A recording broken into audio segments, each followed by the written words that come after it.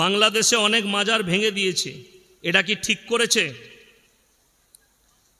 দেখুন, সর্বপ্রথম বলি, হাজী সাহেব আছেন তো? আছেন।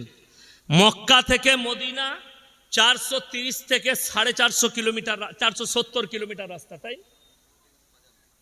একটাও মাজার দেখেছেন? একটাও মাজার নাই। আর আমার বাড়ি থেকে বর্ধমান 30 কিলোমিটার রাস্তা, 30,000-এর বেশি মাল আছে। ঠিক বললাম না ভুল বললাম?